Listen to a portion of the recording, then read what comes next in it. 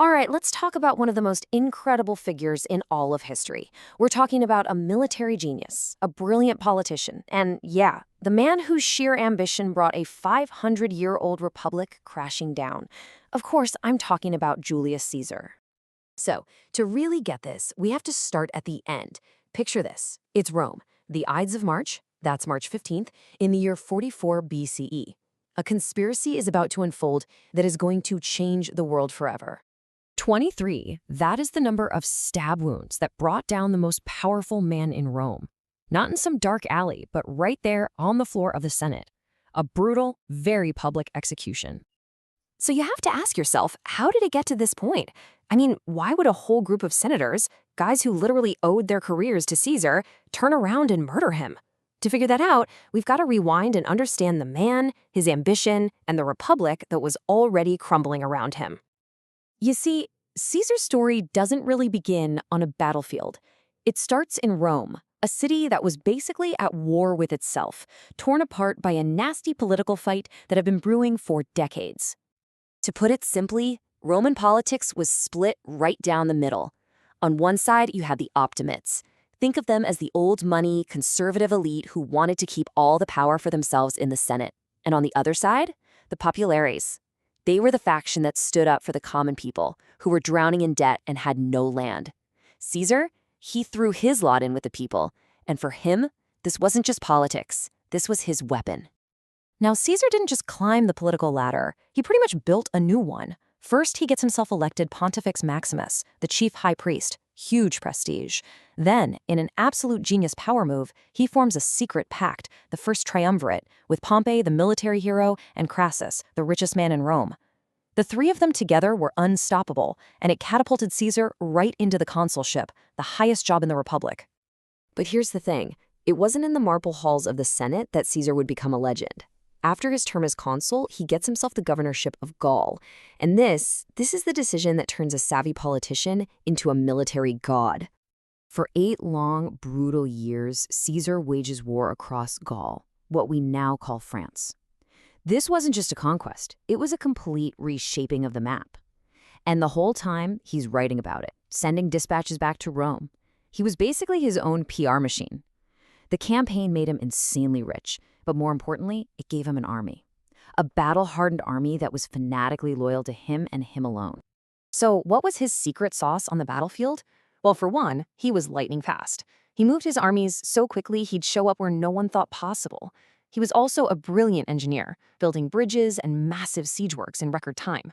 But his real trump card? The absolute devotion of his men. They loved him. They even gave him a nickname, the Bald One.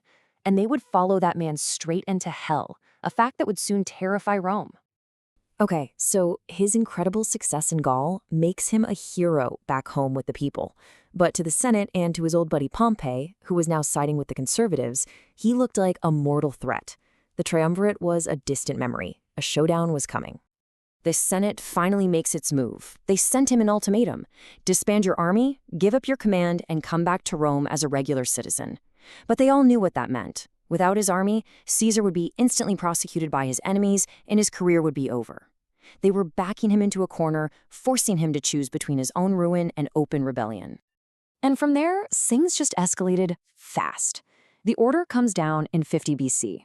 By January of 49, Caesar makes his history-making move. And just a year later, he completely crushes the main Republican army, led by Pompey himself, at the Battle of Pharsalus. Just like that, the civil war was pretty much over, and Caesar had won. He brings his legion to the bank of a small river, the Rubicon, which marked the legal boundary of Italy. To cross it with an army was an act of treason. He hesitates for a moment, and then he gives the order to cross, supposedly saying the famous words, alia jacta est, the die is cast. With that one move, he had declared war on the Senate. There was no going back. So Caesar marches back to Rome, not as a returning general, but as the undisputed master of the entire republic. The Senate, totally at his mercy, starts piling honors on him, until finally they name him Dictator Perpetuo, dictator for life. So what does he do with all this power? He gets to work. He wasn't just a warlord, he was a serious reformer. He packs the Senate with his supporters, breaking the grip of the old families. He gives land to his soldiers and to the poor. He even fixes the messy Roman calendar, creating the Julian calendar that, we basically still use. He saw a broken system, and he was determined to fix it. And this right here is the central puzzle of Caesar. So many of his reforms were popular, they were smart, they were efficient. But by taking all the power for himself, by acting like a living god, he became the very thing a Roman was supposed to hate. The old guard didn't see a reformer. They saw a tyrant. They saw a king. Which brings us right back to where we started, the bloody floor of the theater of Pompeii, where the Senate was meeting. Every single reform, every victory, every honor he accepted was just another nail in his own coffin. The assassins called themselves the Liberators. The group was led by guys like Cassius and Marcus Brutus, a man Caesar loved, a man he had forgiven and promoted. In their minds, they weren't murderers. They were patriots. They believed they were committing tyrannicide, killing a tyrant to save the Republic before he could officially crown himself king. But, and this is the incredible part, their plan backfired in the most spectacular way imaginable. Killing Caesar didn't save the Republic. It was the final nail in its coffin. His death created a massive power vacuum, which kicked off another, even more brutal civil war. The very republic they tried to save was drowned in blood. And the ultimate irony? The assassins' desperate act led directly to the one thing they feared most.